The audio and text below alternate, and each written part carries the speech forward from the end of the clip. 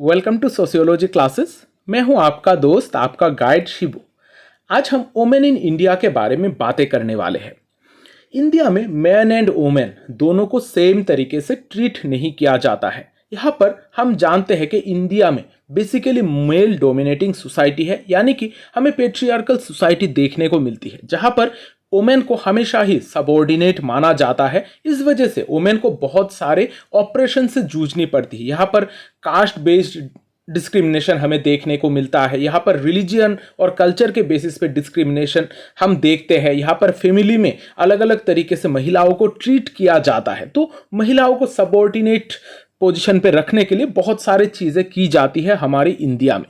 तो आज यहाँ पर इंडिया में आज के वक्त पर क्या पोजीशन रहा है वुमेन का, यहाँ पर महिलाओं का जो पोजीशन है प्री इंडिपेंडेंस फेज में क्या रहा था, और इंडिपेंडेंस के बाद क्या क्या गवर्नमेंटल इनिशिएटिव उठाए गए हैं, कॉन्स्टिट्यूशन में क्या क्या प्रोविजन लाए गए हैं ताकि महिलाओं को स्टेटस में चेंज आ सके, ये सारे चीज़ों के बारे में भी हम यहाँ पर बातें करेंगे। और लोकल सेल्फ गवर्नेंस के द्वारा किस तरीके से महिलाओं को एम्पावर करने की कोशिश की गई है, उसके ऊपर भी हम थोड़ा बहुत चर्चा करेंगे। और आखिर में हम देखेंगे women's movement in India. India में महिलाओं के लिए क्या क्या मूवमेंट छेड़ी गई है, कौन से टाइम पीरियड पर किस तरीके का मूवमेंट कौन से लोगों ने छेड़ी है, सारे चीज़ें हम आज के इस क्लास में इन डिटेल पढ़ने वाले हैं। तो ये जो क्लास है ये बहुत इंपॉर्टेंट है। यहाँ पर बहुत सारे कॉन्सेप्ट हम समझेंगे, बहुत सारे गवर्नमेंटल इनिशिएटिव के बारे में बातें करेंगे और बहुत सारे मूवमेंट के बारे में हम यहाँ पर देखने वाले हैं।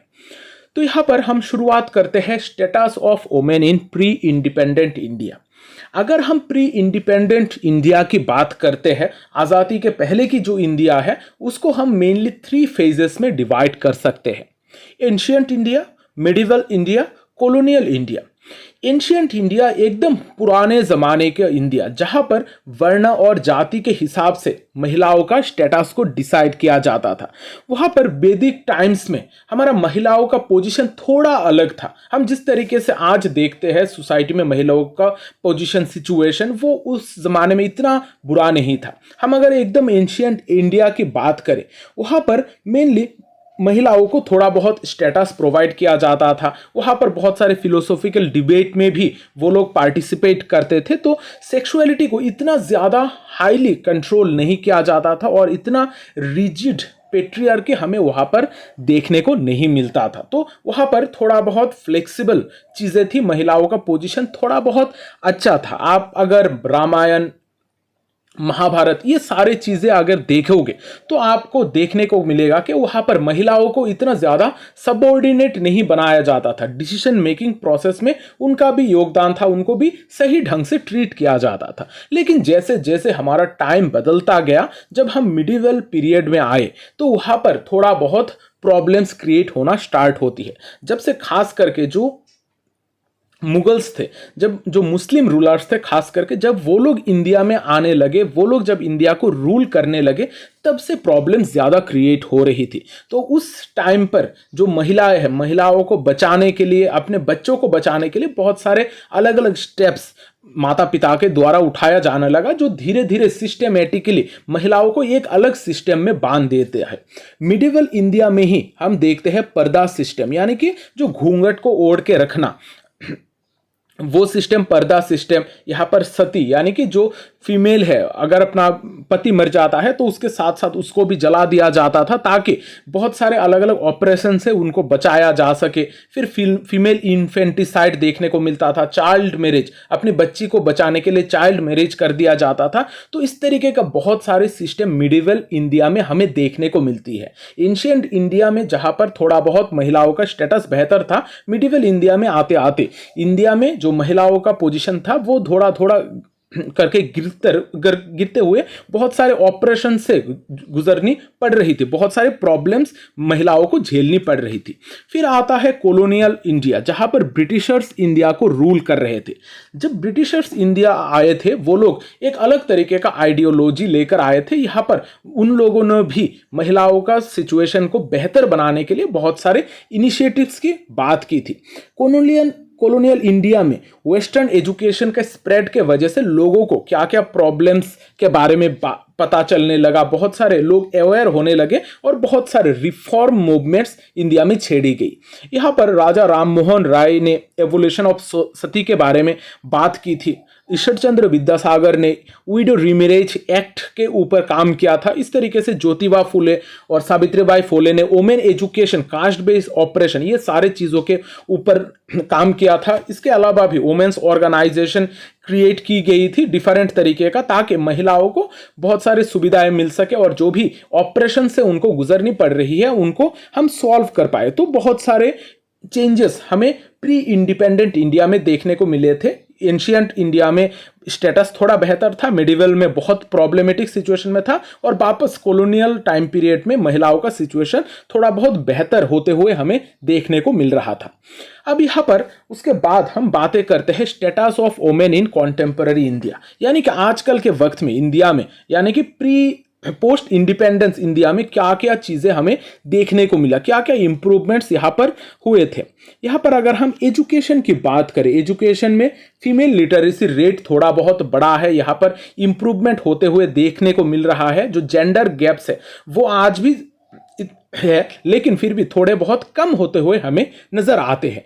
यहाँ पर अगर वर्कफोर्स पार्टिसिपेशन की बात करें तो पहले एकदम वर्कफोर्स पार्टिसिपेशन में महिलाओं का इतना ज़्यादा योगदान नहीं था, लेकिन आजकल के वक्त में थोड़ा बहुत महिलाएं वर्कफोर्स में पार्टिसिपेट कर रही है। यहाँ पर इनफॉर्मल और अनऑर्गेनाइज सेक्टर में जो कॉन्सेंट्रेशन है वो धीरे धीरे बढ़ रहा है। अब अगर हेल्थ की बात करें, यहाँ पर जो लाइफ एक्सपेक्टेंसी है ये बहुत हद तक इम्प्रूव की गई है। महिलाएं भी आजकल बहुत सालों तक जिंदा रहती है, उनका लाइफ एक्सपेक्टेंसी बढ़ा है। लेकिन आज भी जो मैटरनल मोर्टेलिटी रेट है वो हाई है। यहाँ पर एनीमी का प्रॉब्लम हमें देखने को मिलता है, malnutrition, poor reproductive health care, ये सारे चीज़ों में प्रॉब्लम तो है, लेकिन बहुत सारी चीज़ों में इम्प्रूव हो चुकी है। अब यहाँ पर एक बहुत इंपॉर्टेंट प्रॉब्लम है, वो है वायोलेंस। महिलाओं के साथ बहुत ज़्यादा वायोलेंस तरीके का बिहेवियर किया जाता है। यहाँ पर caste based, gender based crime हमें देखने को मिलता है, जैसे domestic violence, dowry death, sexual harassment, honour killing, ये सारी चीज़ें हमें देखने को मिलती है। यहाँ पर पॉलिटिक्स में बहुत सारे बदलाव आए हैं, खास करके जो वुमेन्स रिजर्वेशन है। वुमेन्स रिजर्वेशन के बाद महिलाओं के पॉलिटिक्स में योगदान करने का क्षमता बढ़ चुका है। यहाँ पर जो 73rd और 74th कॉन्स्टिट्यूशनल अमेंडमेंट है वहां पर बहुत सारे प्रावधान लाए गए थे, रिजर्वेशन की बात की गई थी, जिसके वजह से महिलाओं का पार्टिसिपेशन ग्रास रूट डेमोक्रेसी में धीरे धीरे बढ़ चुका है। और यहाँ पर रिजर्वेशन लोकसभा और राज्यसभा में भी रिजर्वेशन की बात की जा रही है। डिलिमिटेशन के बाद ये सारे चीज़ों को इंप्लीमेंट कर दिया जाएगा। बहुत सारे स्टेट्स में गवर्नमेंट जॉब्स में आजकल महिलाओं को रिजर्वेशन प्रोवाइड की जाती है। तो पॉलिटिकल सिनेरियो में भी हम एक टोटल चेंज देखते हैं जो महिलाओं का स्टेटस को बेहतर बनाने का काम कर रही है। अब बातें करते हैं women's empowerment and local governance. Empowerment क्या होता है? एम्पावरमेंट यानी कि एक ऐसा प्रोसेस जहां पर जिन लोगों के पास कुछ एबिलिटीज नहीं है या फिर उन लोगों को जो एबिलिटीज नहीं दी जाती है, उन एबिलिटीज के साथ उनको अटैच करने का, उन चॉइसेस के साथ उन चॉइसेस को उनको प्रोवाइड करने की बात की जाती है एम्पावरमेंट में। यानी कि जैसे महिलाएं पहले एजुकेशन नहीं ले पाती थी, सिर्फ हाउस होल्ड वर्क करती थी, लेकिन एम्पावरमेंट के जरिए उनको एजुकेशन प्रोवाइड किया जा रहा है। आजकल महिलाएं जॉब कर रही है, घर से बाहर निकलकर बहुत सारे दुनिया एक्सप्लोर कर रही है, अलग अलग इनिशिएटिव्स में अपना योगदान दे रही है। तो एम्पावरमेंट एक ऐसा प्रोसेस है जहां पर लोगों का एबिलिटी, जो एबिलिटी से उनको डिनाई किया जाता है, वो एबिलिटी प्रोवाइड करने की कोशिश की जाती है। एम्पावरमेंट के बारे में बहुत सारे स्कॉलर्स से, थिंकर्स है जिन्होंने बात की थी। इनमें एक इंपॉर्टेंट है अमर्त्य सेन, जिन्होंने कैपेबिलिटी अप्रोच की बात की थी। उन्होंने कैपेबिलिटी अप्रोच में बातें बताई थी। उन्होंने कहा था कि हमें ट्रू एम्पावरमेंट तभी संभव है जब लोगों की कैपेबिलिटीज को हम इंप्रूव कर सके। अब इन्होंने कैपेबिलिटीज में 3 इंपॉर्टेंट चीज की बात की थी। Health, education, rights. यहाँ पर अगर हेल्थ फैसिलिटीज बेहतर हो, अगर लोगों को एजुकेशन बेहतर बेहतर मिले और उनको कुछ कानूनी अधिकार, राइट्स मिले, तभी उनका कैपेबिलिटी डेवलप हो सकती है और वो लोग ट्रूली एम्पावर हो सकते हैं। तो यहाँ पर हेल्थ, एजुकेशन और राइट्स का बहुत ज़्यादा इंपॉर्टेंस है। अब अगर एम्पावरमेंट की डायमेंशन की बात करें तो अलग अलग डायमेंशन में एम्पावरमेंट हो सकती है। सिर्फ इकोनॉमिक एम्पावरमेंट या फिर सिर्फ एजुकेशन की बात नहीं है, यहाँ पर बहुत सारे अलग अलग तरीके का डायमेंशंस है। जैसे इकोनॉमिक डायमेंशंस है, जहाँ पर लोग, जो महिलाएं हैं, उनका इनकम में हम सुधार ला सकते हैं, उनको प्रॉपर्टी राइट्स प्रोवाइड कर सकते हैं, माइक्रो क्रेडिट के जरिए उनको भी हम एम्पावर कर सकते हैं। बहुत सारे बिजनेसेस आजकल महिला रन कर रही है। फिर है पॉलिटिकल एम्पावरमेंट, यहाँ पर कानूनी व्यवस्था बहुत सारी की गई है, महिलाओं को रिजर्वेशन प्रोवाइड की गई है ताकि वो लोग गवर्नेंस में अपना हिस्सा दे सके, पॉलिटिक्स में उनका योगदान बढ़ सके। फिर है सोशल एम्पावरमेंट, जहां पर एजुकेशन, हेल्थ केयर, ये सारी चीज़ों को प्रोवाइड करने के द्वारा उनका सोशल स्टेटस को बेहतर बनाने की कोशिश की जा रही है। फिर कल्चरल एम्पावरमेंट भी हम देख सकते हैं, जहां पर लोगों को ड्रेसअप में अपना फ्रीडम प्रोवाइड करना, मैरिजेस में अपने चॉइसेस को, यहाँ पर उनके चॉइसेस को सुनना, यहाँ पर रिप्रोडक्टिव सिस्टम हो या फिर सेक्सुअलिटी हो, सारी चीज़ों को जो महिलाएं हैं अपने खुद में ही कंट्रोल कर पाए, ये सारे चीज़ों में भी हमें चेंजेस देखने को मिल रहा है। तो कल्चरल एम्पावरमेंट भी बहुत ज़्यादा ज़रूरी है। तो अलग अलग डायमेंशन में हमें एम्पावरमेंट देखने को मिलता है। अब यहाँ पर एम्पावरमेंट में लोकल गवर्नेंस का बहुत ज़्यादा इंपॉर्टेंट योगदान था। हम अगर महिलाओं की प्रॉब्लम की बात करें, महिलाओं का प्रॉब्लम ज़्यादातर हमें रूरल एरियाज़ में देखने को मिलते हैं। शहर में जो लोग रह रहे हो, जिनका नाता एकदम गांव से नहीं है, वो लोग ये सारे चीज़ें समझ नहीं सकते हो। आप लोगों को लग रहा होगा कि तो हमें तो फ्रीडम मिल रही है, हम अपनी मर्जी से सारी चीज़ें कर रहे, लेकिन जो गाँव है, जो विलेजेस है, वहाँ पर इस तरीके का सिचुएशन नहीं है। महिलाओं को बहुत सारे प्रॉब्लम से गुजरनी पड़ती है, अपने घर में ही उनको रहना पड़ता है। तो यहाँ पर लोकल गवर्नेंस के जरिए महिलाओं का परिस्थिति में सुधार लाने की कोशिश की गई थी। यहां पर 73rd एंड 74th जो कॉन्स्टिट्यूशनल अमेंडमेंट है, इसके द्वारा बहुत सारे चेंजेस लाई गई थी। 73rd कॉन्स्टिट्यूशनल अमेंडमेंट बेसिकली पंचायती राज इंस्टीट्यूशन की बात करता है, जो विलेजेस में देखने को मिलती है, जो 1992 में लाया गया था। फिर आता है 74th कॉन्स्टिट्यूशनल अमेंडमेंट जो 1993 में लाया गया था। ये बेसिकली अर्बन लोकल बॉडीज की बात की जाती है। ये दोनों ही अमेंडमेंट में, 73rd और 74th अमेंडमेंट में 33% रिजर्वेशन की बात की जाती है। यहाँ पर पंचायती राज इंस्टीट्यूशंस हो या फिर अर्बन लोकल बॉडीज हो, हर जगह पर महिलाओं को अब सीट्स रिजर्व करके दिया जाता है ताकि उनका योगदान बढ़ सके, पॉलिटिकल पार्टिसिपेशन बढ़ सके। जब महिलाओं का पॉलिटिकल पार्टिसिपेशन बढ़ेगा तभी उनको उनके लीगल राइट्स मिलेंगे, उनके एरिया में उनका जो पोजीशन है उसमें सुधार हमें देखने को मिलेगा। तो यहाँ पर इस रिजर्वेशन के वजह से आजकल हमें देखने को मिलता है कि महिलाएं भी सरपंच होती है। यहाँ पर महिलाएं अपने खुद के लिए, हक के लिए लड़ाई कर सकती है। यहाँ पर वाटर हो, सैनिटेशन हो, हेल्थ इश्यूज हो, सारी चीज़ों के बारे में आजकल महिलाएं योगदान कर रही है। यहाँ पर इस लोकल गवर्नेंस का क्या इम्पैक्ट है, आजकल हमें बहुत सारे वोमेन लीडर देखने को मिल रही है जो अपने कम्युनिटी वेलफेयर को प्रायोरिटाइज कर पा रही है। यहाँ पर पॉलिटिकल सोशलाइजेशन हो चुका है महिलाओं को, महिलाएं खुद से एनकरेज होकर आजकल पॉलिटिक्स में अपना योगदान दे रही है। यहाँ पर पॉजिटिव चीजें तो बहुत सारी है, लेकिन कुछ चैलेंजेस भी हमें देखने को मिलता है, जैसे कि प्रोक्सी रिप्रेजेंटेशन। जैसे अगर हम विलेज के पंचायती राज इंस्टीट्यूशन की बात करें, यहाँ पर प्रोक्सी रिप्रेजेंटेशन देखने को मिलता है, जहां पर पंचपति का एक कॉन्सेप्ट है। हम देखते हैं कि जो महिलाएं तो सरपंच रहती है, लेकिन जो टोटल कंट्रोल होता है उनके पति के हाथ में। अगर आप लोगों ने पंचायत वेब सीरीज देखी है तो आप लोगों को सही ढंग से मालूम होगा कि वहाँ पर जो सरपंच थी वो बेसिकली महिला थी, लेकिन सारे चीज़ें कंट्रोल करता है उसका पति ही सारे डिसीजन मेकिंग प्रोसेस में अपना योगदान देता है। तो इसी चीज़ को कहा जाता है पंचपति। यहाँ पर जो हस्बैंड है, हस्बैंड के पास ओरिजिनल पावर होता है, जो महिलाएं होती है वो सिर्फ इलेक्शन में खड़ी होती है और जीतती है, और हस्बैंड ही सारी चीज़ों को कंट्रोल करता है। तो यहाँ पर प्रॉक्सी रिप्रेजेंटेशन हमें हमें देखने को मिलता है। इस तरीके का चैलेंजेस बहुत सारे जगहों पर आपको देखने को मिलेगा। इसके अलावा भी कास्ट, क्लास और पेट्रियार्कल सिस्टम्स जो महिलाओं को डिसीजन मेकिंग प्रोसेस से रोकती है। ये लोग इलेक्शन में जीत तो जाते हैं लेकिन इनको उनका हक नहीं मिल पाता है, वो लोग डिसीजन नहीं ले पाते हैं। खास करके पेट्रियार्की इनको ये सारे चीज़ें करने से रोकती है। तो यहाँ पर लोकल गवर्नेंस में उनको सीट रिजर्वेशन प्रोवाइड तो की गई लेकिन बहुत सारे चैलेंजेस है। अब बातें करते हैं कुछ कॉन्स्टिट्यूशनल प्रोविजंस के बारे में। कॉन्स्टिट्यूशन में क्या क्या आर्टिकल्स दिए गए हैं, क्या क्या प्रावधान रखे गए हैं जिसके वजह से महिलाओं का सिचुएशन बेहतर बनाया जा सके। यहाँ पर इक्वलिटी के राइट्स के रिगार्डिंग बहुत सारे आर्टिकल्स है, फिर डायरेक्टिव प्रिंसिपल्स है, कुछ फंडामेंटल ड्यूटीज भी है। यहाँ पर अगर हम कुछ फंडामेंटल इक्वलिटी के रिगार्डिंग राइट्स की बात करें तो आर्टिकल 14 में इक्वलिटी बिफोर लॉ की बात की गई है, यानी कि यहाँ पर हर किसी को इक्वल हक की बात की गई है।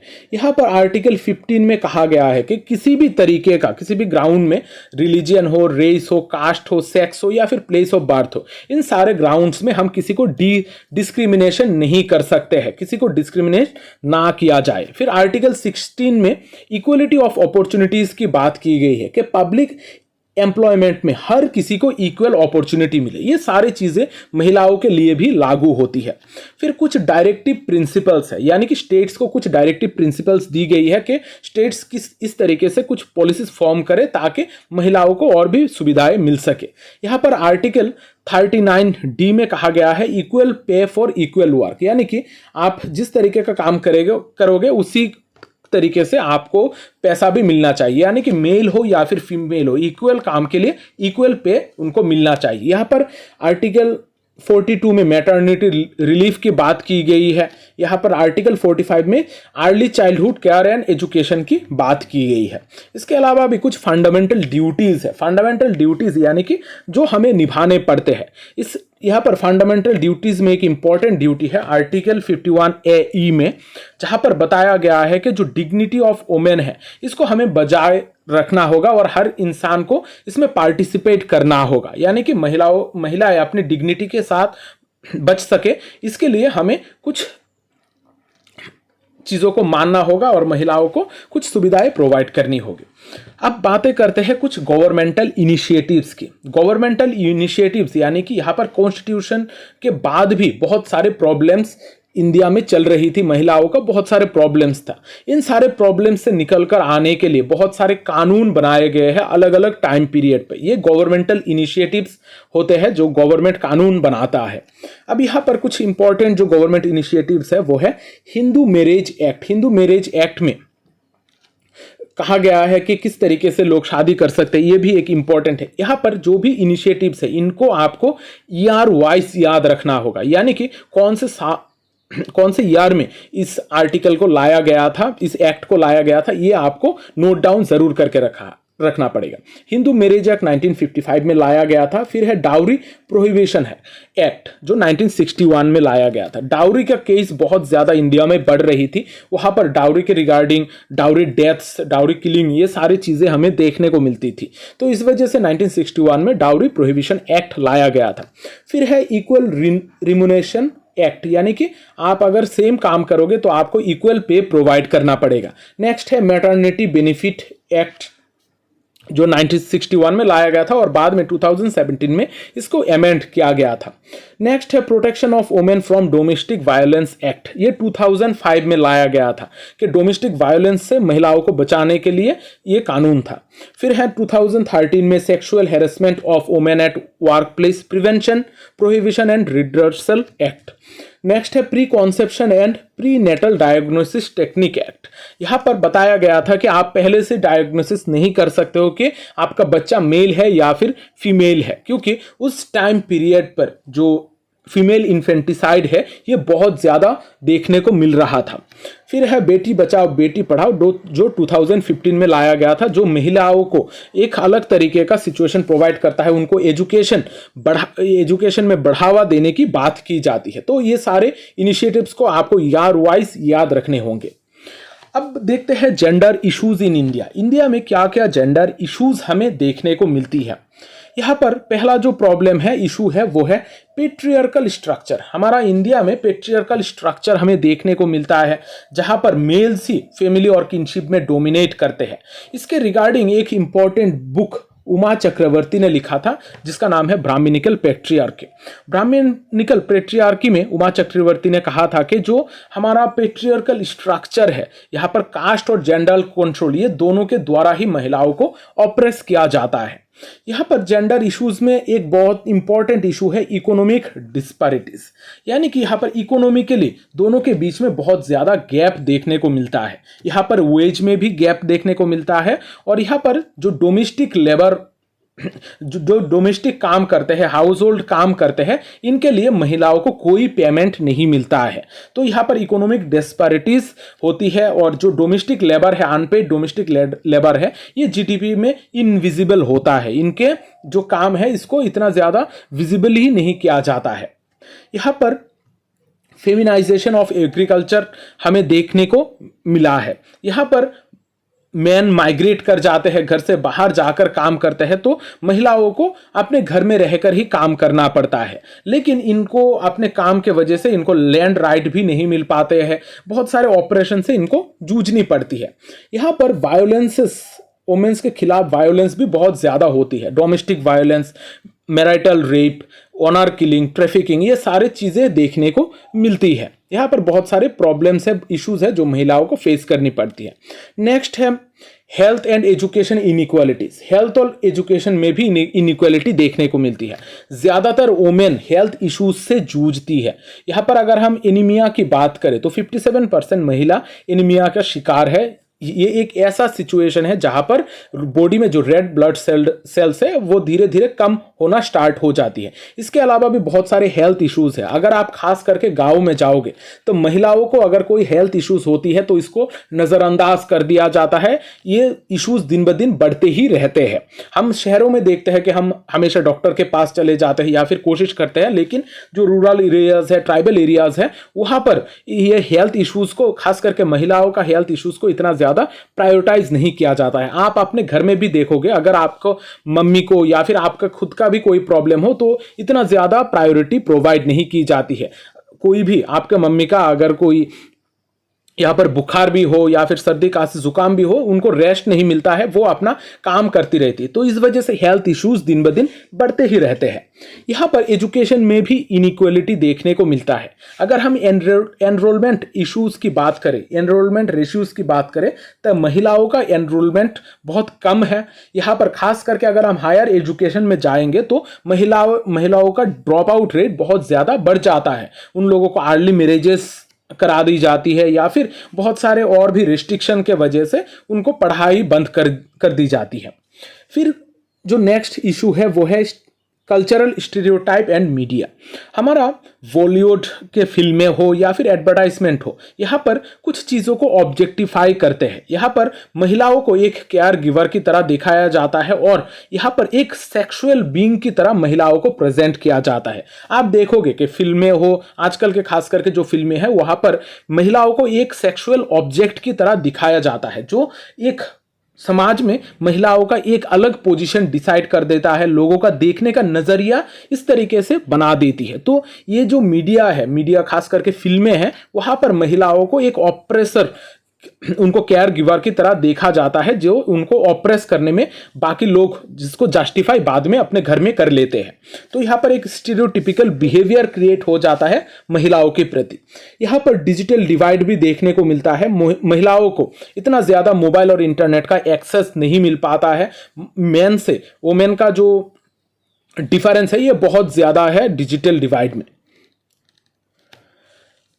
अब हम बातें करते हैं कुछ इंपॉर्टेंट बुक्स के बारे में।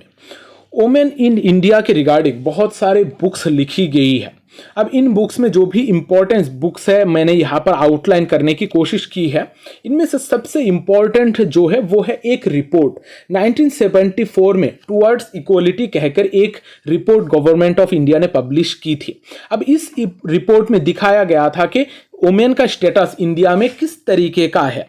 तो इस वुमेन का जो स्टेटस है इस रिपोर्ट में पब्लिश किया गया था। इसके बाद महिलाओं को लेकर बहुत सारे इनिशिएटिव्स उठाई गई थी। ये जो टुवर्ड्स इक्वलिटी रिपोर्ट है, ये एक पथ ब्रेकिंग रिपोर्ट है जो इंडिया का जो बाद में जो पॉलिसीज आने वाली है उनको पूरी तरीके से चेंज कर देती है। यहाँ पर महिलाओं के लिए बहुत सारे अलग अलग पॉलिसीज इसके बाद आना स्टार्ट होता है।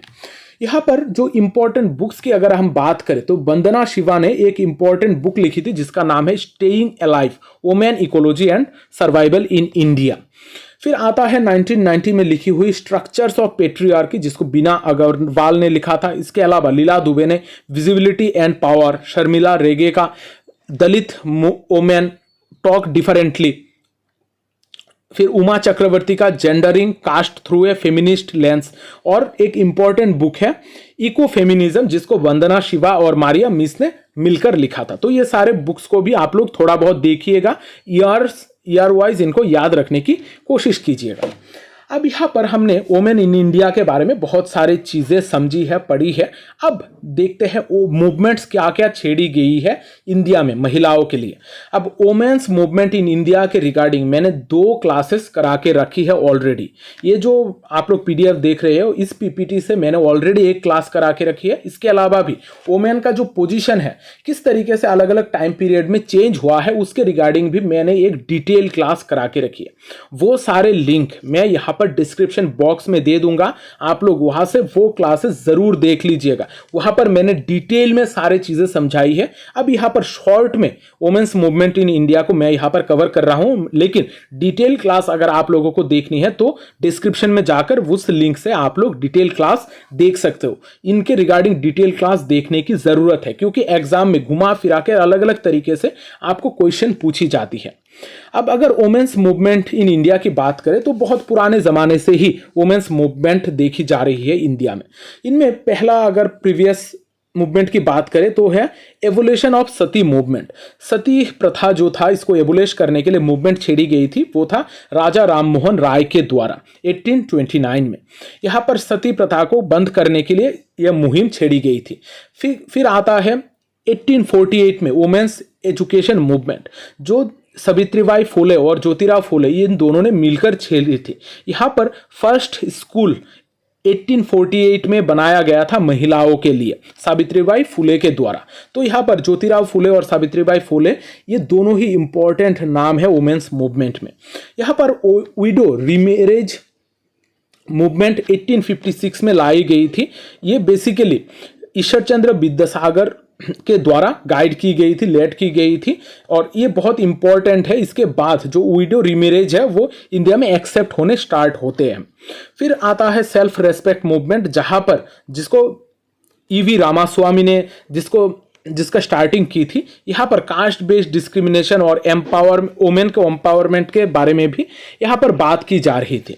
अब इसके अलावा बहुत सारे एसोसिएशंस है जो फॉर्म की गई थी महिलाओं के लिए, women's India associations, all India women's conference, इस तरीके का अलग अलग एसोसिएशंस फॉर्म की गई थी जो महिलाओं के राइट के लिए लड़ रही थी। महिलाओं का एजुकेशन हो, एम्प्लॉयमेंट हो या फिर सफरेज हो, ये सारे चीज़ों के लिए ये सारे जो एसोसिएशंस है वो लड़ रही थी। फिर यहाँ पर हम एक और इम्पॉर्टेंट मूवमेंट देखते हैं जिसका नाम है चिपको मूवमेंट। चिपको मूवमेंट को हम अक्सर एनवायरमेंटल मूवमेंट में पढ़ते हैं, लेकिन चिपको मूवमेंट एक वुमेन लेड मूवमेंट है जहां पर महिलाओं ने अपना ज्यादातर योगदान दिया था। इसमें जो मेन रोल निभाया था वो है गौरा देवी ने भी इसको स्टार्ट की थी और बाद में सुंदरलाल बहुगुणा ने इसमें आकर अपना योगदान दिया था। इसमें इंपॉर्टेंट एक रोल प्ले किया था। यहाँ पर एंटी डाउरी मूवमेंट भी था। फिर self employment women's association form की गई थी ताकि जो इनफॉर्मल सेक्टर है उनको एक डिग्निटी का लाइफ मिल सके। जो भी महिलाएं इनफॉर्मल सेक्टर में काम कर रही है उनको राइट्स मिल सके। ये सेवा जो है ये बहुत ही इंपॉर्टेंट है, बहुत बार एग्जाम में पूछा गया है। ये सेल्फ एम्प्लॉयमेंट वुमेन्स एसोसिएशन जो इला भट्ट ने फॉर्म की थी। फिर एंटी इराक मूवमेंट, ये भी एक वुमेन लेड मूवमेंट था जहां पर लोकल एल्कोहल को, जिसको इराक कहा जाता है, उस लोकल एल्कोहल को बैन करने के लिए यहां पर मूवमेंट छेड़ी गई थी महिलाओं के द्वारा, क्योंकि ये सारे लोकल एल्कोहल के वजह से उनका जो फैमिलीज है वो बहुत ही प्रॉब्लम में चल रही थी। वुमेन को बहुत सारे ऑपरेशन झेलनी पड़ रही थी। यहां पर फिर गुलाबी गैंग जो संपत पाल देवी ने स्टार्ट किया था, जहां पर एक डोमेस्टिक वायलेंस के खिलाफ ये लड़ाई थी, वुमेन के राइट के रिगार्डिंग ये एक मुहिम छेड़ी गई थी गुलाबी गैंग कहकर। फिर हैशटैग मी टू मूवमेंट, जो कोई भी एक कंट्री का नहीं, ये ऑल ओवर द इंडिया हमें देखने, ऑल ओवर द वर्ल्ड ये देखने को मिला था, जहां पर अलग अलग लोगों ने अपने साथ हुए सेक्सुअल हैरेसमेंट के बारे में यहाँ पर ट्विटर में, फेसबुक में उन्होंने बात की थी। फिर और एक मूवमेंट है जिसका नाम है क्वेयर मूवमेंट। क्वेयर मूवमेंट सिर्फ वोमेन का मूवमेंट नहीं है, ये बेसिकली LGBTQIA+ का मूवमेंट है। इनके इक्वल राइट, यानी कि थर्ड जेंडर के जो लोग हैं उनके इक्वल राइट के लिए ये क्वेयर मूवमेंट छेड़ी गई थी। यहाँ पर इंडिया में भी इसका प्रभाव हमें देखने को मिला था, जहाँ पर ट्रांसजेंडर जो लोग हैं इनके राइट के लिए यहाँ पर बातें की जा रही थी। तो यहाँ पर वोमेन के रिगार्डिंग जो मूवमेंट है इनको थोड़ा डिटेल में आप लोग देखने की कोशिश कीजिएगा। मैंने सारी चीज़ें यहाँ पर अटैच करके रखी है। अगर मेरे क्लासेस आप लोगों को अच्छे लग रहे हैं तो चैनल को सब्सक्राइब जरूर कर लीजिएगा। इस चैनल पे आपको बहुत सारे प्लेलिस्ट मिलने वाले हैं। इन प्लेलिस्ट से आप अपने एग्जाम के लिए डायरेक्टली प्रिपेयर कर सकते हो। यहाँ पर BA हो, MA हो या फिर कोई भी कॉम्पिटिटिव एग्जाम हो, हर चीज़ के लिए आपको यहाँ पर सेपरेट प्लेलिस्ट मिल जाएगी। सेपरेट प्लेलिस्ट से आप आपके एग्जाम के लिए डायरेक्टली प्रिपेयर कर सकते हो। तो आज का सेशन मैं यहाँ पर ही ख़त्म करता हूँ। अगर आप लोगों ने अभी तक मेरे टेलीग्राम चैनल को ज्वाइन नहीं किया है, वो चैनल भी ज्वाइन कर लीजिएगा। वहाँ पर हम एक दूसरे के साथ कम्युनिकेट कर सकते हैं, और अगर आप मुझसे कम्युनिकेट करना चाहते हो तो टेलीग्राम के जरिए आप मुझसे कम्युनिकेट भी कर सकते हो। तो आज का सेशन मैं यहाँ पर ही ख़त्म करता हूँ। अगर क्लासेस अच्छे लग रहे हैं तो कॉमेंट करके ज़रूर बताइएगा, और वीडियो को लाइक और शेयर ज़रूर कर देना, क्योंकि शेयरिंग इज़ केयरिंग। मिलते हैं अगली सेशन में, तब तक अच्छे रहिए, स्वस्थ रहिए और लोगों में प्यार बांटते रहिए।